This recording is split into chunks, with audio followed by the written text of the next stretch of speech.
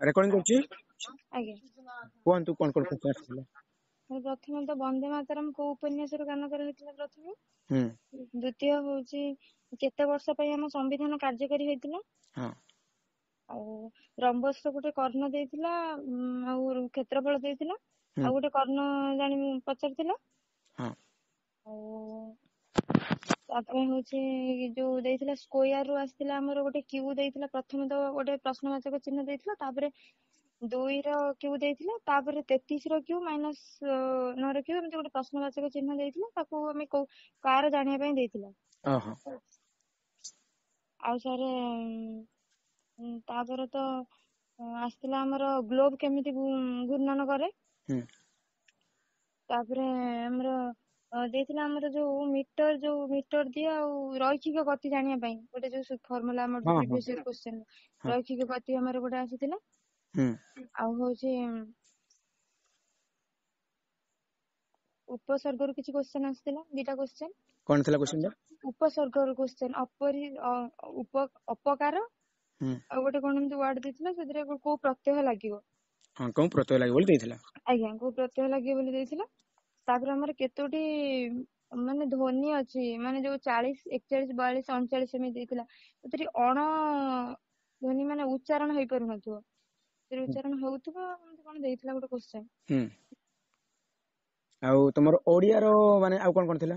ରୁଢିର ରୁଢିର ଥିଲା ଆପଣା ସୁନା ତ ଭେଣ୍ଡି। ହଁ ଆଉ ନେକ୍ସଟ ସେ ଗୋଟିଏ ରୁଢି ପଡିଥିଲା। ସମାସ ଗୋଟେ ପଡିଥିଲା। ଆଜ୍ଞା ସାର୍ ହଁ ଆଉ ଥରେ ପଡିଥିଲା ସୃଜନ ଘରେ ଯୋଉ ସୌଜନ୍ୟ ହଁ ସେଟା କୋଉ ଅର୍ଥକୁ ଯାଉଛି। ହଁ ସୌଜନ୍ୟ କୋଉ ଅର୍ଥକୁ ଯାଉଛି? କୋଉ ଅର୍ଥ ଯାଉଛି, ପୂର୍ବ ପ୍ରତ୍ୟୟ ଯୁକ୍ତ, ପର ପ୍ରତ୍ୟୟ ଯୁକ୍ତ, ଆଉ 2ଟା ଏମିତି ଅପସନ କଣ ଥିଲା। ହୁଁ ଆଉ କଣ କ୍ୱେଶ୍ଚନ ଥିଲା? ଆଉ ଓଡିଆରେ ହଉ ଛାଡନ୍ତୁ। ମ୍ୟାଥ ଆଜ୍ଞା ଗଲା, ମ୍ୟାଥ ର ଓଡିଆରେ ବହୁତ କହିଲେ, ଯୋଉ ଆଉ କିଛି ମନେ ପଡିଲେ କହିବ। ଆଉ ତମର ଇଂଲିଶ କଣ କଣ ଥିଲା? ସାର୍ ଇଂଲିଶ ର ପେସେଜ ରୁ ଗୋଟେ ଆସିଥିଲା, ଯୋଉ ମାନେ ପେସେଜ ଦେଇଥିଲା, ପେସେଜ ରୁ ଗୋଟେ, ସେଇ ପେସେଜ ରୁ ଗୋଟେ, ଆଉ ସବୁ କିନ୍ତୁ ଆସିଥିଲା ଆମର ଅଲ୍ଟରନେଟ ଯୋଉ ମାନେ ଆକ୍ଟିଭ ଭଏସ ଆସିଥିଲା, ଡାଇରେକ୍ଟ ସ୍ପିଚ। ଆଜ୍ଞା ଆକ୍ଟିଭ ଭଏସ ଗୋଟେ ଆସିଥିଲା, ଡାଇରେକ୍ଟ ସ୍ପିଚ ଗୋଟେ ଆସିଥିଲା, ଭର୍ବ ରୁ ଗୋଟେ ଆସିଥିଲା, ପ୍ରିପୋଜିସନ ଗୋଟେ ଆସିଥିଲା। ପ୍ରିପୋଜିସନ କ୍ୱେଶ୍ଚନ ଟା ମନେ ଅଛି? ମନେ ନାହିଁ। ଆଉ ଡାଇରେକ୍ଟ ଇଣ୍ଟରଭ୍ୟୁ ସାର୍ ସେଥିରେ ମନେ ନାହିଁ, ଗୋଟେ ଇଂଲିଶ କ୍ୱେଶ୍ଚନ କିଛି ମନେ ନାହିଁ। ହଉ ଛାଡନ୍ତୁ। SST ର କିଛି ମନେ ଅଛି, ଯୋଉ ତମ ସୋସିଆଲ ସାଇନ୍ସ? ସୋସିଆଲ ସାଇନ୍ସ ଅନୁସାରେ ବନ୍ଦେ ମାତରମ୍ କେବେ ଗାନ କରାଯାଇଥିଲା ଗୋଟେ, ହଁ ଆଉ ଗୋଟେ ହଉଛି କେତେ ବର୍ଷ ପାଇଁ ସମ୍ବିଧାନ କାର୍ଯ୍ୟକାରୀ ହେଇଥିଲା। ହଁ ସାଇନ୍ସ ର ଏମିତି ସାର୍ ରୈଖିକ ଗତି ଯୋଉ ସ୍କୋୟାର ସବୁ ଏଗୁଡା ସବୁ 2-3ଟା ପକେଇଥିଲା। ହୁଁ ଆଉ ସାଇନ୍ସ ର ଆଉ ଏଜୁକେସନ ର ଏଜୁକେସନ ଜେନେରାଲ ଅନର୍ସ ର ହୁଁ ଟିଚିଂ ଆପ୍ଟିଟ୍ୟୁଡ ବହୁତ ଭଲ ପକେଇଥିଲା। ଗୋଟେ ଟିମ୍ପଲ ଶିକ୍ଷକ ଗୋଟେ ଉତ୍ତମ ଶିକ୍ଷକର ଗୁଣ କଣ, ହଁ ଆଉ ଗୋଟେ ଛାତ୍ର ଗୋଟେ କ୍ୱେଶ୍ଚନ ପକେଇଥିଲା, ଗୋଟେ ଛାତ୍ର ଯଦି ମାନେ ଘୁମଉଥିବ କ୍ଲାସ ରେ ହଁ ତାର ମାନେ ରିଜିନ କଣ? ହଁ ଆଉ ଆଉ କଣ ଲେଖିଛ? ଆଜ୍ଞା ଛାତ୍ର ଜଣେ ଯଦି ଘୁମଉଥିବ ବୋଲେ କଣ ଲେଖିଛ ତାର ଆନ୍ସର ତମେ? ତାର ଅପସନ 4ଟା ଥିଲା, ତା ଭିତରୁ ଗୋଟେ କୌଣସି ନୁହଁ ଥିଲା, ଆଉ ଗୋଟେ କଣ 2ଟା ନେଗେଟିଭ ଅପସନ ଥିଲା, ଆଉ ଗୋଟେ ମୁଁ ଏଟା ମାରିଛି, କଣ ଆନ୍ସର ଟା ମନେ ନାହିଁ। ହଉ ଛାଡନ୍ତୁ, ଆନ୍ସର ତ ନେଗେଟିଭ ଅପସନ କୁ ଏଲିମିନେଟ କରିଦେଇଛି। ଆଜ୍ଞା ପଜିଟିଭ ହଁ ପଜିଟିଭ କ୍ୱେଶ୍ଚନ ମାନେ ନେଗେଟିଭ କ୍ୱେଶ୍ଚନ କୁ ଏଲିମିନେଟ କଲେ ହେଇଯିବ।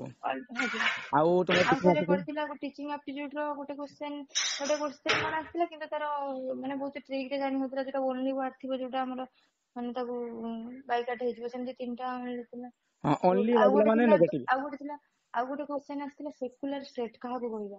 Secular state. ଆଜ୍ଞା ସେମାନେ ଗୋଟେ କୋଉଟା ଗୋଟେ ସେକୁଲାର ଷ୍ଟେଟ ବୋଲି କହିବା। ହଁ ହୁଁ ଆଉ କଣ ଅଛି? ଆଉ ସାରେ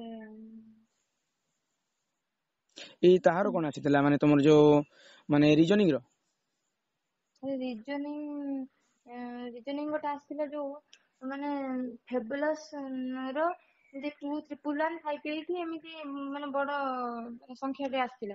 ହୁଁ ତାପରେ ସେମିତି ଗୋଟେ ପୁଣି ଆଉ ଗୋଟେ ଲେଟର ଦେଇଥିଲା, ପୁଣି ବଡ ସଂଖ୍ୟା ଟା ଆସିଥିଲା, ସେମିତି ଗୋଟେ ସଂଖ୍ୟା ଟା ଜାଣିବା ପାଇଁ। ଯେମିତି 2017 ମସିହାରେ ଗୋଟେ କ୍ୱେଶ୍ଚନ ଯେମିତି ଗୋଟେ ପଡିଥିଲା, ହଁ ହଁ ମାନେ ଯେମିତି ଏ ବି ସି ର 211, 322, 448 ଏଇଭଳିଆ ଟାଇପ ର ସେଇ କ୍ୱେଶ୍ଚନ ଟା ଆସିଥିଲା। ମାନେ ନମ୍ବର ସିରିଜ ଏତିକି ର ଦେଇଛି। ସିକ୍ୱେନ୍ସ ଗୋଟେ ପଡିଥିଲା, କୋଡିଂ ର ଗୋଟେ ପଡିଥିଲା। ଆଜ୍ଞା ଆଜ୍ଞା କୋଡିଂ ର ନମ୍ବର ସିରିଜ ର ଆଜ୍ଞା ଆଜ୍ଞା ଆଉ ତୁମର ଯୋଉ ବ୍ଲଡ ରିଲେସନ ବ୍ଲଡ ରିଲେସନ ଗୋଟେ ପଡିଥିଲା। ବ୍ଲଡ ମୋର ରିଲେସନ ବ୍ଲଡ ରିଲେସନ ଟା ପଡିଥିଲା, କିନ୍ତୁ ମତେ ସେ ବ୍ଲଡ ରିଲେସନ ଟା ଟିକେ କନଫ୍ୟୁଜ ଟାଇପ ର ଲାଗିଲା। କନଫ୍ୟୁଜ ଲାଗିଲା। ଆଜ୍ଞା ସେମ ରିଲେସନ କୁ ଗୋଟେ ଲାଇନରେ ନଦେଲେ ଏଟା କନଫ୍ୟୁଜ ହବ। ନା ସାର୍, ମାନେ ମୁଁ ଠିକ ବାହାର କରିଛି, ହୁଁ ଠିକ ବାହାର କରିଛି, କିନ୍ତୁ ଅପସନ ମତେ ଟିକେ ଅଲ୍ଟରନେଟ ଭଳିଆ ଲାଗିଲା। ଆକ୍ଚୁଆଲି ଭାଣିଜୀ ହବ ଆନ୍ସର ଟା, ମାନେ ତାର କହିଛି ସେ ଗୋଟେ କ୍ୱେଶ୍ଚନ ଥିଲା, ଫାର୍ଷ୍ଟ ଲାଇନ ଟା କଣ ମନେ ନାହିଁ, କିନ୍ତୁ ସେକେଣ୍ଡ ଲାଇନ ଟା ମନେ ଅଛି। ବବିତାର ଗୋଟେ ପୁଅ ଗୋଟେ ଝିଅ, ହୁଁ ଗୋଟେ କମଳ, ଗୋଟେ ହଉଛି ଚଣ୍ଡିକା। ହୁଁ କମଳର ମାମୁଁ ହଉଛି ରାଘବ। ହଁ ସେ କହୁଛି ଚଣ୍ଡିକାର ରାଘବ ସହିତ ମାନେ ସମ୍ପର୍କ କଣ, ହଁ ମାନେ ମାନେ କଣ ଭାଣିଜୀ ହବନି କି? ରାଘବ ଆଉ ଚଣ୍ଡିକାକୁ ଭାଣିଜୀ ଡାକିବନି, ଭାଣିଜୀ ହବନି କି ସମ୍ପର୍କରେ? ହଁ। ଆଉ କଣ ଆସିଥିଲା? ଆଉ ତୁମର ଷ୍ଟେଟମେଣ୍ଟ କନକ୍ଲୁଜନ ଆସୁଛି କି କ୍ୱେଶ୍ଚନ? ନା ନା, ଷ୍ଟେଟମେଣ୍ଟ କନକ୍ଲୁଜନ କିଛି ବି କ୍ୱେଶ୍ଚନ ଆସିନି ଆସିନଥିଲା। ନା, ମାନେ ବର୍ଷ କ୍ୱେଶ୍ଚନ ମାନେ ରିଜନିଂ ଇଜି ଆସୁଛି। ଆଜ୍ଞା ତୁମ ହିସାବରେ କେତୋଟି କ୍ୱେଶ୍ଚନ ତୁମେ ଆଟେଣ୍ଡ କରିଛ? ସାର୍ ମୋ ହିସାବରେ ମୁଁ ସେ 50-52 ଏଇଭଳିଆ ଆଟେଣ୍ଡ କରିଛି। ଆକୁରେସି କେତେ ଅଛି? ଆକୁରେସି ସାର୍ ମୋର ନିହାତି 42-43 ପାଖାପାଖି ଅଛି। 42-43 ଆକୁରେସି ଅଛି। ଆଜ୍ଞା ହଁ, ନେଗେଟିଭ ମାର୍କିଂ ଯାଇକି ତୁମର ରହିଯିବ 38-39। ଆଜ୍ଞା ସାର୍, ସେମିତି ଆଉ। ହଁ, ସେମିତି ରହିବ, ଆପ୍ରୋକ୍ସିମେଟଲି ରହିବ, କାରଣ ହଁ କିଛି ନାହିଁ। ତାପରେ ଆଉ ତୁମର କୋଉ କ୍ୱେଶ୍ଚନ ମନେ ଅଛି କି କିଛି କ୍ୱେଶ୍ଚନ ଆଉ? ସାର୍ ମନେ ପଡିଲେ କହିବି, ଆଉ ମନେ କାଇଁ ପଡୁନି। ନାଇଁ, ମନେ ପଡିଲେ କହିବ, ଯେ ମନେ ପଡିଲେ ଯୋଉଟା କହିବ ସେଟା ଆମେ ଯୋଉ ଆଜି ଇଭିନିଂ ରେ ପିଲାମାନଙ୍କୁ ଡିଟେଲ ଭିଡିଓ ଗୋଟେ ଦିଆଯିବ, ଯୋଉ ନେକ୍ସଟ ଶିଫ୍ଟ ରେ କଣ ଆସିପାରେ ତା ରିଲେଟେଡ ହେଲା, ଆଜ୍ଞା ଆଉ କଣ ଆସିଥିଲା। ତ ତୁମର ସାଇନ୍ସ ର କିଛି ମନେ ନାହିଁ କି? ସାର୍ ସାଇନ୍ସ ର ବିଶେଷ କିଛି ମନେ ନାହିଁ ଆଉ। କିଛି ମନେ ନାହିଁ। ତୁମର ପ୍ଲାଣ୍ଟ ରିଲେଟେଡ କିଛି ଆସିଥିଲା? ପ୍ଲାଣ୍ଟ ପ୍ଲାଣ୍ଟ ରିଲେଟେଡ ଗୋଟେ ଆସିଥିଲା, ଗୋଟେ ପତ୍ରରେ ଗୋଟେ ଅଛି, ପତ୍ରରେ କଣ ମାନେ ଉପରେ କଣ ଥାଏ ସେଇଟା। ହଁ, ପତ୍ର ଉପରେ ଯୋଉ ଷ୍ଟୋମାଟୋ ଟା କହୁଛ ନା ଟାଇନି ଆଜ୍ଞା ପୋସ୍ଟ? ଆଜ୍ଞା, ଷ୍ଟୋମାଟୋ ଟା ହଁ, ସାର୍, ମୁଁ ଷ୍ଟୋମାଟୋ ଆନ୍ସର ଥିଲା ଦେଇଛି ଅପସନ। ଷ୍ଟୋମାଟୋ। ହଁ, ଆଜ୍ଞା ଟାଇନି ପୋଷ୍ଟ ଟା, ଷ୍ଟୋମାଟୋ। ସେ ଟାଇନି ଆଜ୍ଞା ପୋଷ୍ଟ ଟାଇନି ପୋଷ୍ଟ ଲେଖାଥାଏ, ଷ୍ଟୋମାଟୋ ଲେଖାଥାଏ। ଆଜ୍ଞା, ମୁଁ ଷ୍ଟୋମାଟୋ ମାରିଛି। ଆଉ କଣ ଥିଲା ଆଉ କ୍ୱେଶ୍ଚନ? ସାର୍ ଆଉ ଗ୍ଲୁକୋଜ ର ସାର୍ କଣ, ଆସିଥିଲା, ଗ୍ଲୁକୋଜ ର? ନା ସାର୍ ଗ୍ଲୁକୋଜ ଆସିଥିଲା। ସାର୍ ଯୋଉ କ୍ୱେଶ୍ଚନ ଗୋଟେ ଥିଲା, ଆଉ ସେଟା 2018 ମସିହା କ୍ୱେଶ୍ଚନ, ତାର ଗୋଟେ ଯୋଉ କ୍ୱେଶ୍ଚନ ଥିଲା ZnSO4H2, ହଁ ହଁ, ଗୋଟେ କ୍ୱେଶ୍ଚନ ଯୋଉ ଗୋଟେ ଥିଲା, ରିଟୋ ସେଇ କ୍ୱେଶ୍ଚନ ଟା ପକେଇଛି। ଜିଙ୍କ ସଲଫେଟ ର। ଆଜ୍ଞା, ଜିଙ୍କ ସଲଫେଟ ର ଗୋଟେ କ୍ୱେଶ୍ଚନ ପକେଇଛି। ଆଉ ଗୋଟେ ପଡିଥିଲା ଜିନ୍ ଗୋଟେ ପଡିଥିଲା। ହଁ ଜିନ୍ ଟା କୋଉଠୁ, ମାନେ କୋଉ ଅଭିବୃଦ୍ଧିରୁ ଆରମ୍ଭ ହୋଇଥାଏ? ହଁ ମାନେ ଗୋଟେ ଅପସନ ଦେଇଥିଲା, ବୋଧେ ଠିକ ସେ ମୁଁ କ୍ୱେଶ୍ଚନ ଟା କହିପାରୁନି। ଜିନ୍ ଟା ମାନେ କୋଉଥିରୁ, ମାନେ DNA ଗୋଟେ ଦେଇଥିଲା, ଆଉ ଆଉ ଏମିତି। ହଁ, ଏଇଟା ଡିଏନଏ ହବ ଆନ୍ସର।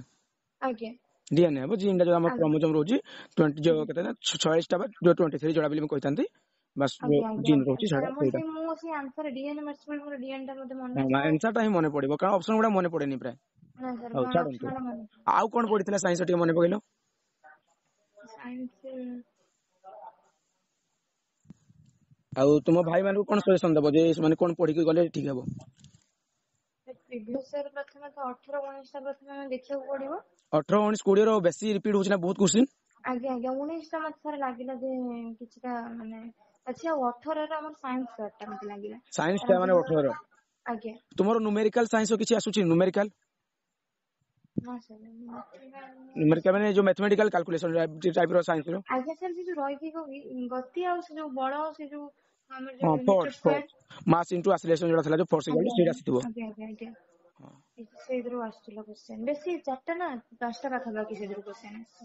ହୁଁ ହୁଁ, ଆଜ୍ଞା ହଉ ଠିକ କଥା। ଆଜ୍ଞା ସାର୍, ହଉ, ରହୁଛି। ହଁ ଠିକ ଅଛି, ଧନ୍ୟବାଦ। ଆଜ୍ଞା।